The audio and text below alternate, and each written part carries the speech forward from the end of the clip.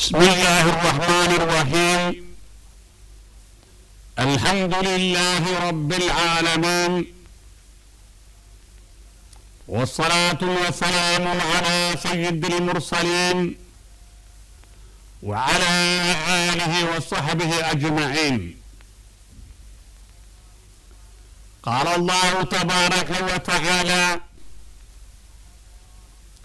وقضى ربك ألا تعبدوا إلا إياه وبالوالدين إحسانا إما يبلغن عندك الكبر أحدهما أو كلاهما فلا تقل لهما أف ولا تنهرهما وقل لهما قولا كريما. إلهي سبحانه وتعالى asagoo aadaabta midda ugu muhiimsan ugu hanuuninaya oo aan kula dhaqmi lahayn waalidkana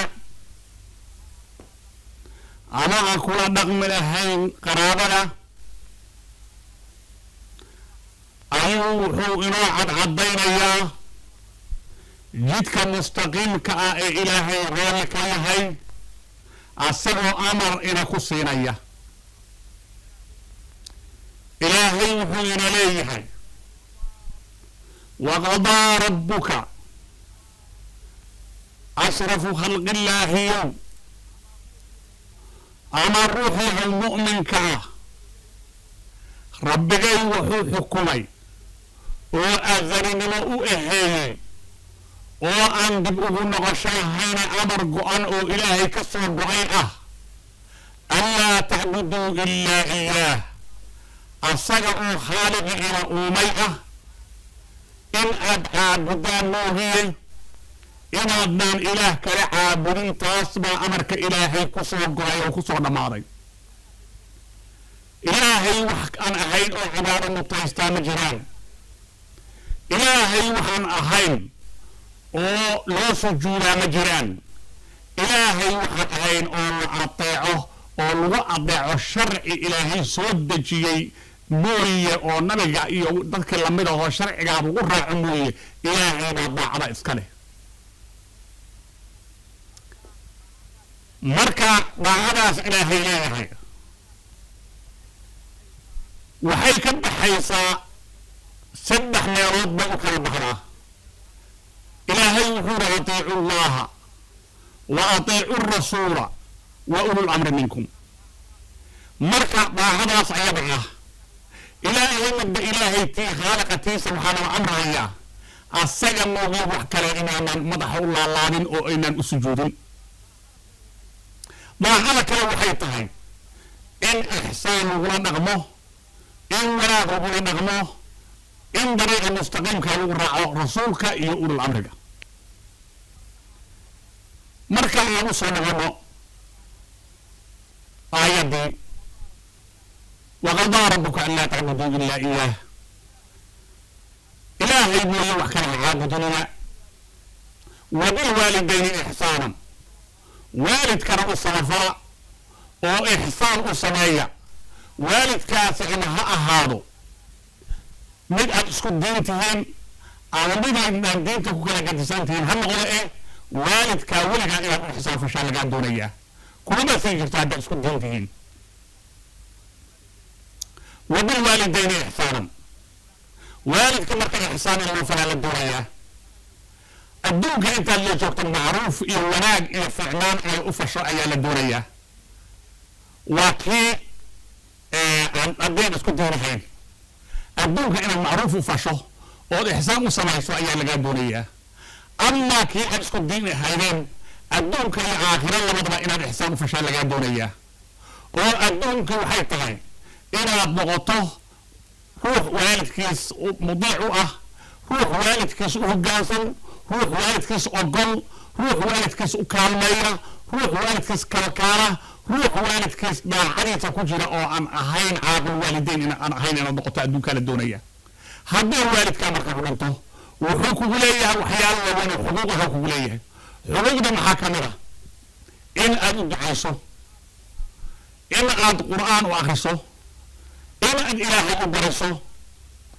إن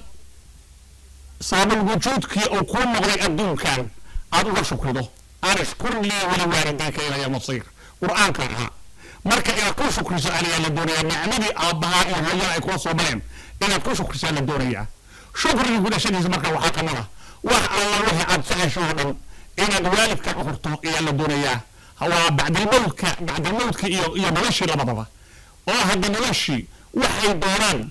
ama nafaqa ah ama aratir ah ama hooy ah inaad ku kalkaasho ayaa laga doonayaa oo marna aadna aran dayrin oo waalidka aad gacanta ku dhiganaato saasa la doonayaa waa adduunyadii aakhiradana waxaa la doonayaa inaadan halmaamin oo qur'aan aad u akhriso oo aad u ducayso ood ilaahay u bariso in ilaahay naxariistiisa uu ka waraabiyo in ilaahay maqaan fiican jannada ka geeyo inaad u bariso ilaahay baa laga doonaya haddii waalidkaaga ay mu'miniin ahaayeen waxaa la doonayaa wixii adigu aad jeceshahay inaad wax ka taageerto maxay tahay xataa masaajid inaad u dhisto oo masaajidkaas u qafto aan lagaa doonayaa inaad u dhisto shay madaaris ah amase amaakin malaaji ah inaad u dhisto oo aad malaajidaas aad u qafto ayaa laga doonayaa haddii ayaku ay ka dhinteen maal ay ka dhinteen maalka asaga ahaa inaad waxuga sadaqaysa la doonayaa inaadan maalka adigu jeclaysan baa la doonayaa masalan aabbaha ama hooyada hadday ka dhinteen hooy ay ka dhinteen guri ay ka dhinteen gurigii asaga ahaa inaad ka dhaxasho oo aad adigu ku raaxaysato iyo ayaku ay ku raaxaysanaan inay ku raaxaystaan ayaa ku khayroon ood ayaka u qafto oo waqaf liadillaahi aad u bixiso oo tidhaahdo hooyada iyo aabbahay baan ku waqfay si ay meeshaas nafaca aan go-aynin weligood ay u helaan sidaasaa waxaa nabigu yiri salawaatullaahi wasalaamu calayh waalidku hadduu dhinto weladkii welad u duceeya intuu ka tagto adduunka khayroon welad saalixa oo u duceeya ama malaajig uu dhisay iyo maguurto uu waqfay oo adduunka uga tegey ama cilmi uu faafiyey oo cilmigaa gadaashiis lagu intifaaco marka waxaa la doonayaa haddii cilmi uu ka tegayna cilmiga inaad faafisaa hadduu maal ka tegayna maalka asaga ahaayey inaad wax ka tarto oo maalka asaga ahaayey adigu adan iska dhunjine oodan liqine aad waalidkaa wax ka taageerato ka xusiisato ood awqaaf uga samayso oo aad sadaqa uga samayso oo aad waalidka mar la arkana aad xusiisnaato si mar la arkana khayrkii adigu aad usoo hadiyey ku helan maxaa wacay masalan haddaad ugu qafto aqal yar baad ugu qaftay qof masaakiinaad kugu qaftay saacad la arkana waxaa u soconaya khayr baa u soconaya saacad la arkana ajir baa u soconaya masaajid baa kugu qaftay masaajidkaas inta ku dukata ajirkooda oo kale ayay leeyihiin mar la arkaba kadalika waxay tahay malaajicda oo كما جهل أصبح الله إيو هذا هو قفته أي كان سنة كان تويه قف الله قف كل قدامه أما قف الله قف سهل أخرى حيستا وحيلين رحمة بين عليك يسوي هلايان مركب حال الدنيا وارثك إلى آخرة بعد الملك إلى الهلمان بين الدنيا وحال الدنيا بعد الملك مر الأركبة إن وارثك بار الله هذا بار لماذا وارثك الله نقضه وحكمتها بدك وارثك بار الله إن أدور بار نقطه ووارثك بدك وجعل الحريقه بدك الحريقه الحريقه ولا لهس الحريقه وارثك الحريقه بدك عشرين ساعه بدك يحسعون جيرين بدك يصدقوا جيرين بدك يستعلاين إن الحريقه أي لقى دونها سياسة النبي صلوات الله وسلامه عليه حديث معنيه سوء هاي ولدك بار النبي سوء حكمتها ولدك بار النبي سوء حكمتها بدك والدك يستعلا إنه حريريه oo wax la arkaba u jeclaado oo wax la arkaba ka jecel muxuu ahay oo lama jeersado lama jeersi waxa ka mid ah haddii qofkaas waalidkaa u jeclaa oo waalidka xiriiri jiray oo helo shay uu ku farxay oo helo inaad la farxda la doonayaa inaad u taxniyaysaa la doonayaa inaad u tagtaa la doonayaa inaad u nasteexaysaa la doonayaa haddii dhibaato qabatana dhibaatadaas inaad uga tacsiyeyso inaad kala murugooto ayaa la doonayaa haddii uu dhibaato qabana dhibaatada inaad ka fursato ayaa la doonayaa adigoo ku rilla gelinaya waalidka rilladiisii gelinaya oo ku isticmaalaya oo waalidka rilla gelinaya marka sidaasaa la doonayaa waqadaa rabbuka an laa tacbuduu ilaa iyaah وبالوالدين إحسانا إما يبلغن عندك الكبر هذي أكتاد وين كجاران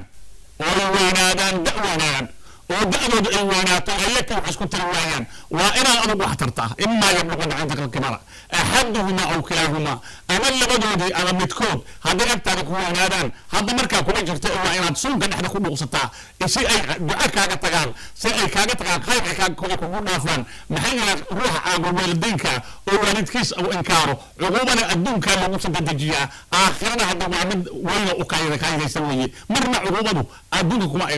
ضافته أنا أولاد تبع عاقل ونغرية أما نفط هذا رزقك إيو خيراتك إيو نفحاتك إيو إيمانك إيو أنت أصلا إكسبوا كاغا نغرية لغا حرية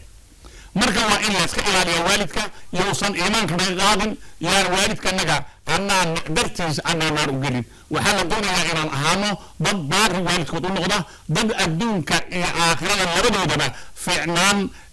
uga baxa oo aan waalidkood caasi ku noqon inaan noqono awlaadana waxaan ilaahay ka baryaynaa inuusan caasi inoo kaga dhigin ilaahayna aanan caasi ku noqon aakhirana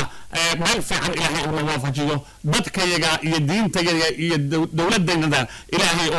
أو دوره إلهي تاسن كرجينا ديني يدي ما أنتنا إنت أي إنه هو أكتب السلام عليكم ورحمة الله وبركاته. ورحمة الله وبركاته.